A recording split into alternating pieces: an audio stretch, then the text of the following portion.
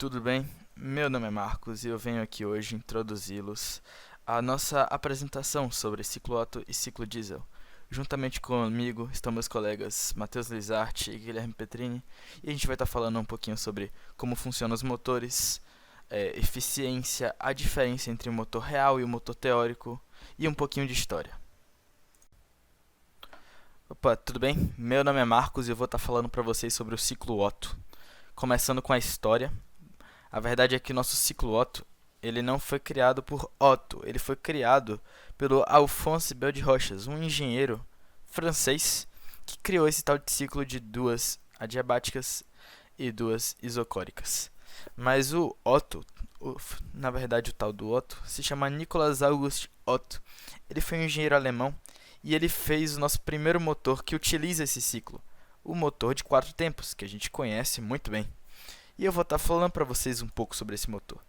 Bom, primeiramente esse motor é conhecido como motor de 4 tempos. Por quê? Porque as 4 fases principais dele são a admissão, compressão, explosão e descarga. São 4, então é um motor de 4 tempos. A nossa primeira fase, a admissão, ela vai ocorrer como? O que a gente tem nesse motor? Uma válvula de admissão, de escape, a nossa vela e nosso pistão. Para começar o nosso ciclo, que é nesse gráfico do ponto 0 ao ponto 1, a nossa primeira isobárica, a gente vai ter a nossa admissão. Nossa válvula de admissão vai abrir para liberar o ar para entrar no motor, e o nosso pistão ele vai descer puxando esse ar para dentro. Vai ocorrer aí a nossa isobárica. A partir daí, com o ar dentro do motor, a válvula vai fechar e esse pistão vai subir, comprimindo o ar que está lá dentro. É claro que aí a gente já chama essa fase de compressão, que aí já é a nossa primeira adiabática, que é do ponto 1 até o ponto 2. Quando ocorre essa compressão no motor teórico, a partir do momento que o pistão chega no ponto máximo dele, a nossa vela vai acender uma faísca e a nossa mistura de combustível e ar vai gerar uma explosão. Nessa explosão a gente vai ter a entrada de calor, que a gente vai utilizar esse calor para o funcionamento do motor, é claro. Vai ter a entrada de calor no nosso ciclo. A partir daí, o nosso pistão vai baixar, criando nossa segunda adiabática, que vai ser a adiabática que vai do ponto 3 até o ponto 4. Quando esse pistão abaixa, a nossa pressão vai diminuir e o nosso volume vai aumentar. A partir do momento que o pistão chega no seu ponto mínimo, a nossa válvula de escape vai começar a atuar. E aí essa pressão vai diminuir mais ainda, a gente vai ter a nossa isocórica, e é aí que começa a sair o calor do motor. E aí o pistão vai subir e empurrar aquele ar restante para cima, reiniciando o ciclo. A partir daí vai ocorrer tudo de novo. Agora, por que no motor teórico a eficiência é de 56% e no motor real a eficiência desses motores fica na casa dos 20%? Bom, a verdade é que a gente tem muitas diferenças entre o funcionamento do motor real e do motor teórico. Começando porque no motor teórico a gente considera que as perdas são nulas, enquanto no real isso não é possível de ocorrer. Então, para começar, a gente vai começar considerando as nossas perdas das nossas isobáricas, que é a perda da admissão e a perda da descarga. Ocorrem sim perdas aí, já que o pistão ele tem que atuar para puxar o ar para dentro e empurrar o ar para fora. E é claro que já posso aí puxar de outro ponto, que é esse movimento aí do pistão. Ele é claro que tem um certo atrito.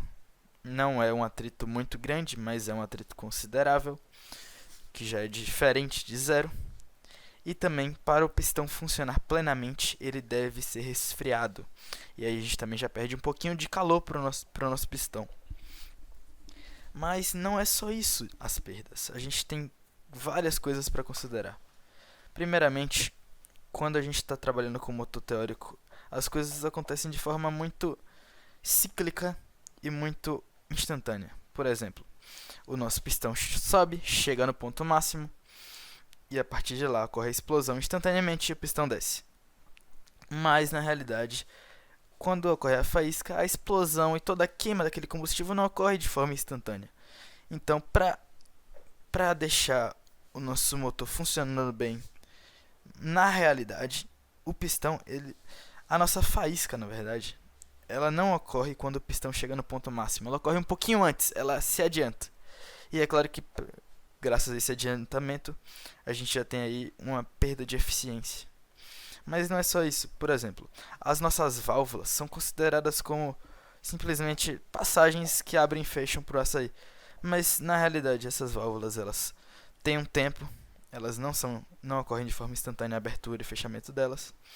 E elas também ocorrem um pouquinho antes do pistão chegar no ponto mínimo ou no ponto máximo. E é claro que isso aí gera uma perda de eficiência. Todas essas coisas não instantâneas que ocorrem geram uma perda para nós que poderia ser trabalho útil. E graças a isso, a gente tem uma diferença entre o funcionamento do motor real e do motor teórico. Primeiramente, o nosso motor real trabalha na casa lá dos 20% de eficiência e o teórico vai trabalhar lá na casa dos 56%.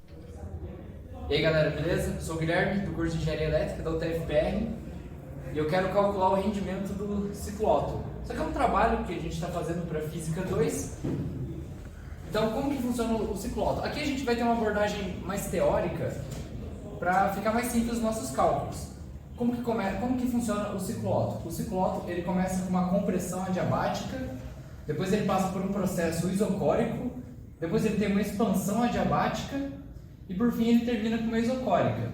E cada um dessas transformações a gente chama aqui o processo AB, a gente vai chamar de tempo de compressão. A isocórica BC a gente vai chamar de ignição. A expansão adiabática a gente vai chamar de tempo motor. E por fim, a isocórica a gente vai chamar de exaustão. E também a gente vai definir R como sendo V sobre V0, que é o volume final, e V0 é o volume inicial, o menor volume, aliás, como taxa de compressão. E sem mais enrolação, vamos calcular o rendimento. Como que numa máquina térmica ideal, como que é o cálculo do rendimento? Então, o rendimento eta é 1 mais QF sobre QQ. Aqui no nosso ciclo Otto, a gente vai receber o calor da fonte quente através dessa isocórica, porque nas adiabáticas a gente não tem troca de calor, então a gente só pode receber pela isocórica, e o calor vai ser liberado para a fonte fria nessa outra isocórica. Então, eu vou substituir aqui, num processo isocórico, como não há dispêndio de trabalho, a gente sabe que o calor é igual à variação de energia interna. Isso é igual a 1 mais NCV delta T sobre eu vou chamar de delta T1 e NCV delta T2. Tudo bem? Eu quero abrir essa expressão aqui. O NCV com NCV vai para o espaço. Sobra aqui o rendimento eta é 1 mais T delta T1.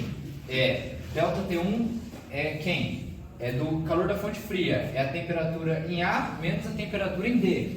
Então é 1 mais TA menos TD dividido por TC menos TB, que é a temperatura em C menos a temperatura em B. Aqui a gente vê que a temperatura em A ela é menor do que a temperatura em D, certo? Porque se a gente pega as isotermas, como essa isoterma está mais para cima, a temperatura dela é maior. Ou seja, esse número aqui ele vai ser negativo. Então eu vou multiplicar isso aqui por menos 1, só para facilitar, só para ficar mais visualmente fácil de compreender. Então vai ficar o rendimento 1 menos TD menos TA sobre TC menos TB. Temos essa relação aqui. Agora a gente precisa calcular essas temperaturas. Como que eu vou calcular essas temperaturas? Eu vou usar o fato das adiabáticas, que eu ainda não usei. E vai ser como? Vamos começar com a adiabática CD. Então, vou escrever aqui, ó.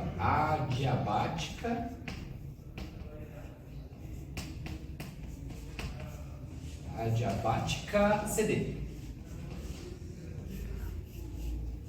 E de uma expansão adiabática, a gente sabe a seguinte relação, que T0 V0 elevado a gama menos 1 é igual a T vezes V elevado a gama menos 1. Gama sendo o expoente de Poisson, que é dado por CP dividido por CV. Beleza, então a gente vai fazer aqui que a temperatura em C vezes o volume em C elevado a gama menos 1 é igual a temperatura em D vezes o volume em D elevado a gama menos 1. Daqui a gente tira, portanto, que a temperatura em C é igual a temperatura em D dividido por... Quem é o volume em D? O volume em D é V. O volume em C é V0.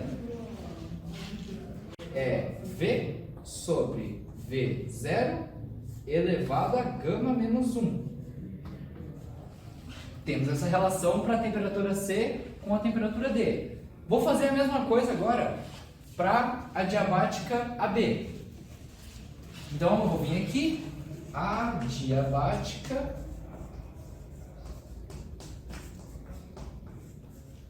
AB.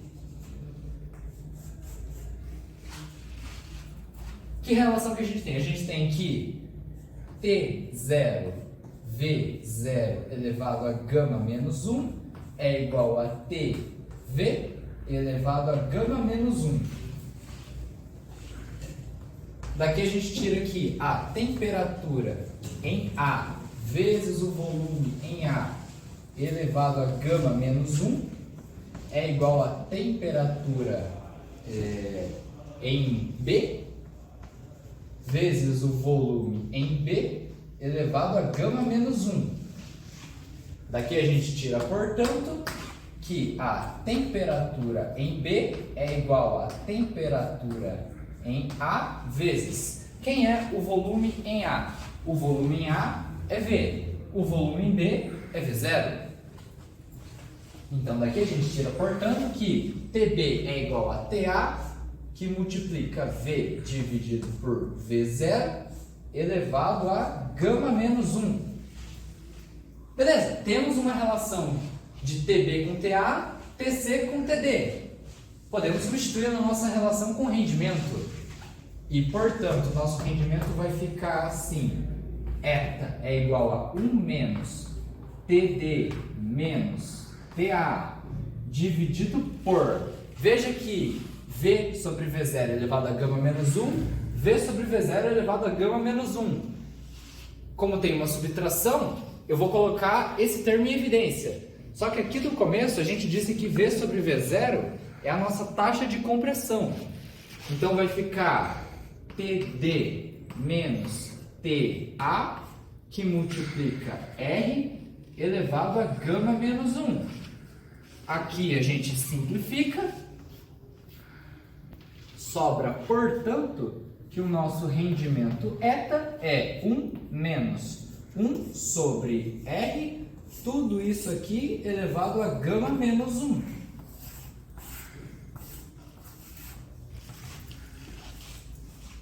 Agora, só um exemplo numérico.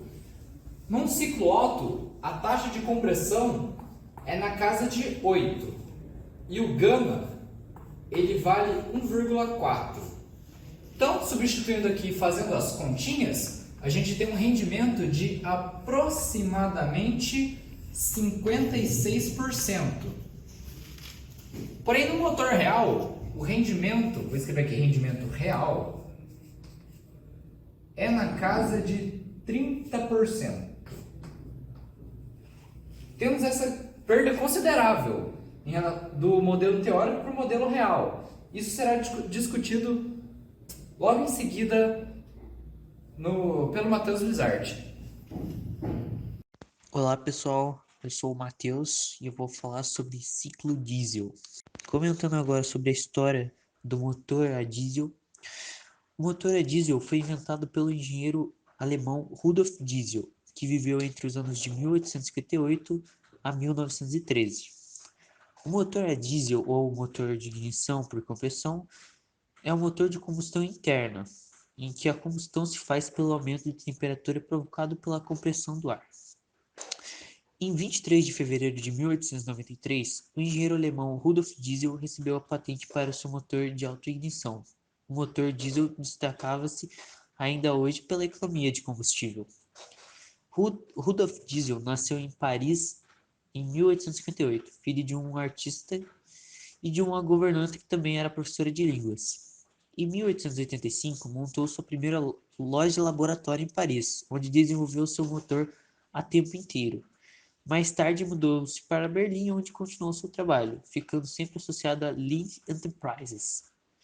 Em 1893, patenteou sua invenção, apresentando o primeiro automóvel da história equipado com motor a diesel, e o primeiro movido por um biocombustível em Augsburg, Alemanha, no dia 10 de agosto.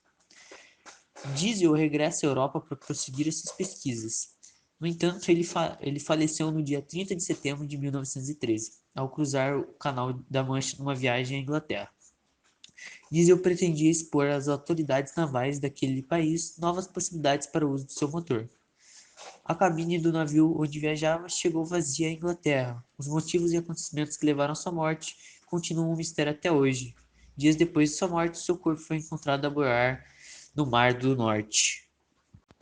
Comentando agora sobre a tecnologia do motor a diesel, temos como uma grande desvantagem o fato de quando está frio, o ar a ser comprimido poderá não atingir a temperatura suficiente para a primeira ignição.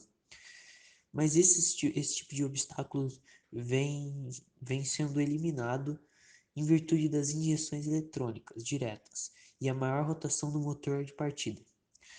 Nos modelos antigos ou lugares muito frios, costumava-se usar velas de incandescência no tubo de admissão, para assim minimizar o efeito, sendo que alguns motores estacionários ainda usam buchas de fogo e a partida ainda é feita com manivelas. As principais diferenças entre o motor a gasolina e o motor a diesel são as seguintes. Enquanto o motor a gasolina funciona com a taxa de compressão, que varia de 8 para 1 e 12 para 1, no motor a diesel esta varia de 15 para 1 a 25 para 1. Daí a robustez de uma relativamente à outra. Enquanto o motor a gasolina admite a mistura ar-combustível para o cilindro, o motor a diesel aspira apenas o ar com o diesel sendo despejado diretamente no topo do cilindro. A ignição dos motores a gasolina dá-se a partir de uma faísca elétrica fornecida pela vela de ignição, antes da máxima compressão na câmara de explosão. Já no motor a diesel, a combustão ocorre quando o combustível é injetado e imediatamente inflamado pelas elevadas temperaturas, devido ao ar fortemente comprimido na câmara de combustão. O engenheiro Rudolf Diesel chegou a esse método quando aperfeiçoava máquinas a vapor.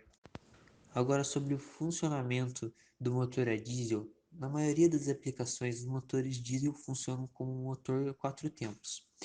O ciclo inicia com o êmbolo no ponto morto superior, a válvula de admissão está aberta e o êmbolo, ao descer, aspira o ar para dentro do cilindro. O êmbolo atinge o ponto morto inferior, então a válvula de admissão fecha. Inicia então a compressão. A temperatura do ar dentro do cilindro aumenta substancialmente devido à diminuição do volume. Pouco antes do PMS, o ponto morto superior, o combustível começa a ser pulverizado pelo injetor em finas gotículas, misturando-se com o ar quente até que se dá a combustão. A combustão é controlada pela taxa de injeção de combustível, ou seja, pela quantidade de combustível que é injetado. O combustível começa a ser injetado um pouco antes do ponto morto superior devido ao fato de atingir a quantidade suficiente para uma perfeita mistura e, consequentemente, uma boa combustão. A expansão começa após o ponto morto superior do êmbolo com a mistura na proporção certa para a combustão espontânea, onde o combustível continua a ser pulverizado até o momento antes do ponto morto inferior. O ciclo termina com a fase de escape onde o êmbolo retorna ao ponto morto superior, o que faz com que os gases de combustão sejam expulsos do cilindro, retomando assim o ciclo. No caso dos motores a dois tempos, o ciclo completa a cada volta. A admissão não é feita por válvulas, mas sim por janelas. Comentando também sobre os usos, seu primeiro uso prático foi no campo de propulsão naval. As primeiras embarcações a usá-las foram o petróleo Vandal e o submarino Ingrat. Em 1912 surge a primeira locomotiva a diesel. O primeiro trator e o primeiro caminhão a diesel surgiram, respectivamente, em 1922 e 1923. No começo dos anos 1930, automóveis com esse propulsor disputaram de competições automobilísticas nos Estados Unidos. A produção em série de automóveis leves dotados de motor a diesel só teve início na década de 1930 por iniciativa de fabricantes da França e da Alemanha. Comentando agora mais sobre o ciclo diesel, ele é essencialmente caracterizado pela combustão causada pela compressão de mistura de ar e combustível. O ar é admitido pela câmara no primeiro ciclo entrando na câmara.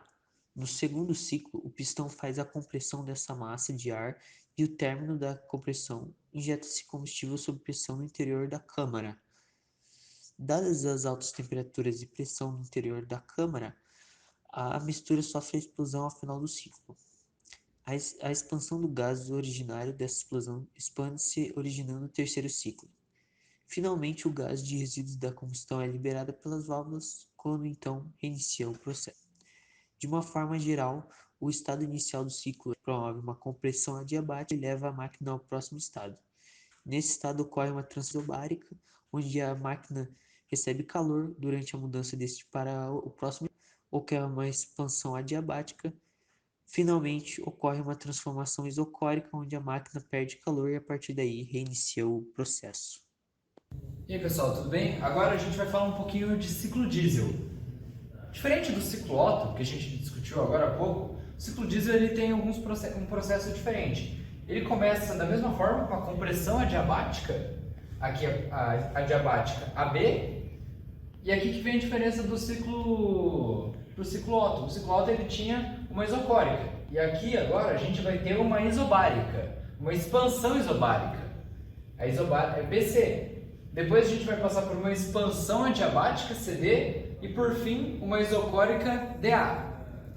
Aqui no ciclo diesel, de novo, as adiabáticas a gente não tem troca de calor, então a gente vai receber o calor da fonte quente pela isobárica BC, e a gente vai ceder calor para a fonte fria pela isocórica DA. E aqui algumas definiçõezinhas, a gente chama de RC, é V0 sobre V1, V0 aqui, V1 aqui, a gente vai chamar de taxa de compressão. E RE, V0 sobre V2, V0 aqui, V2 aqui, taxa de exaustão. Também gama, CP sobre CV, é o coeficiente de Poisson, ou expoente de Poisson. Aqui eu só vou fazer uma manipulação matemática que vai ser interessante para a gente na demonstração depois, que é inverter. É dizer que CV sobre CP é 1 sobre gama. Tudo bem? Isso aqui vai aparecer pra gente e a gente já deixa aqui anotado para não gerar confusão depois. E aqui, de novo, eu quero calcular o rendimento teórico desse motor a diesel. Então, como que a gente começa? Análogo ao ciclo Otto, o rendimento eta é 1 mais calor da fonte fria sobre o calor da fonte quente. E o rendimento vai ser, abrindo a expressão do calor da fonte fria, é uma isocórica, NCV TA menos TD. Aí análogo ao ciclo Otto, TA ele é menor do que o TD, então esse número é negativo. Aí eu posso multiplicar por menos 1. E o calor da fonte quente é uma isobárica, então vai ser NCP TC menos TB. Aí o número de mols a gente pode simplificar, sobra que o rendimento eta é 1 menos 1 sobre γ, CV sobre CP, que a gente acabou de definir, que multiplica TD menos TA, dividido por TC menos TB. Beleza, mas eu não quero deixar em função da temperatura, porque eu não sei a temperatura do motor. Eu consigo saber volume. E a taxa de compressão e exaustão. Eu quero deixar em função dessas taxas. Então eu vou usar a adiabática AB. Aqui é a compressão adiabática. A adiabática AB, o que a gente sabe? Que T0 vezes V0 elevado a gama menos 1 é TV elevado a gama menos 1. Então, a temperatura em A vezes o volume em A. Quem é o volume em A? V0 elevado a gama menos 1 é igual a temperatura em B vezes o volume em B elevado a gama menos 1. O volume em B é o volume 1. Aqui a gente faz a razão. TA sobre TB é 1 sobre RC, a taxa de compressão, elevado a gama menos 1. E eu vou repetir esse processo para a diabática CD. A temperatura em D vezes o volume em D, que é V0 elevado a gama menos 1, é igual a temperatura em C vezes o volume em C, que é V2 elevado a gama menos 1. E aqui, portanto, a gente tira que TD dividido por TC é 1 sobre a razão, a taxa de exaustão elevado a gama menos 1. E aqui a gente vai fazer uma substituição, a gente vai fazer um artifício matemático. Eu vou multiplicar em cima e embaixo por RE. Vou multiplicar e dividir por RE. E a mesma coisa aqui, vou multiplicar e dividir por RC. Por quê? Quando eu fizer essa manipulação, perceba que aqui eu vou ficar com RE, eu posso colocar aqui dentro, fica elevado a gama. RE vezes 1 sobre RE elevado a gama. E aí eu posso substituir aqui as temperaturas. Eu vou substituir a temperatura D e a temperatura A. A temperatura D é a temperatura em C vezes RE dividido vezes 1 sobre RE elevado a gama, porque esse RE juntou com esse cara daqui e ficou gama. E a mesma coisa para o TB. Fiz aqui, ó, análogo, totalmente análogo. O TA. TA é igual a TB vezes 1 sobre RC elevado a gama vezes RC, porque esse RC entrou aqui e ficou elevado a gama. É o que a gente tem aqui. Então, o nosso rendimento vai ficar 1 menos 1 sobre gama, TCRE, 1 dividido por RE elevado a gama, menos TB vezes RC, 1 sobre RC elevado a gama, tudo isso dividido por TC menos TB. Tá, mas eu ainda não eliminei a temperatura, eu quero eliminar a temperatura. Eu ainda vou usar um fato que eu não usei, a expansão adiabática. Vem aqui para cá, por favor. Eu vou usar a expansão adiabática, que eu não usei ainda. Então vamos lá. Numa expansão adiabática, o que a gente sabe? Que a temperatura em B dividido pelo volume em B, que é V1, é igual a temperatura em C dividido pelo volume em 2. O volume em C, que é 2, que é V2. E numa expansão isobárica, a pressão aqui é constante, por isso a gente pode usar essa relação. Ou seja, TC dividido por TB aqui é mais um algebrismo, para o nosso resultado ficar mais elegante. TC sobre TB é V2 sobre V1. Só que, vem aqui por favor de novo, quem que é V2? V2 é V0 sobre RE. RE é V0 sobre V2, então V2 é V0 sobre RE. E análogo para o V1.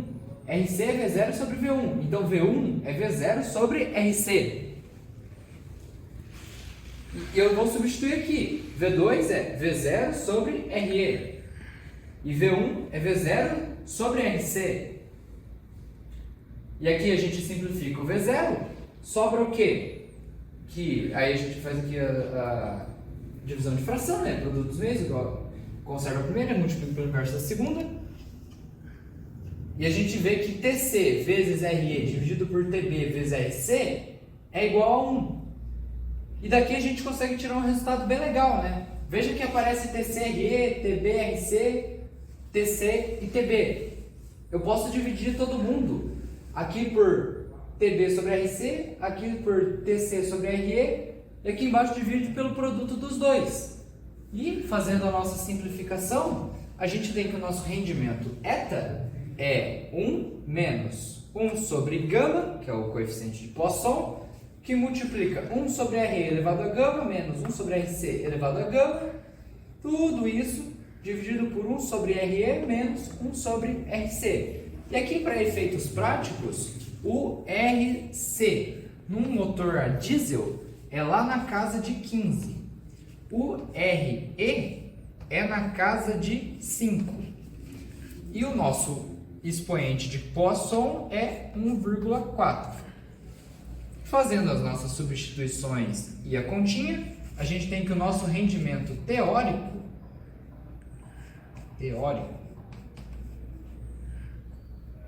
vai ser de aproximadamente 60%. Mas no motor a diesel real, o rendimento real é na casa de 42%.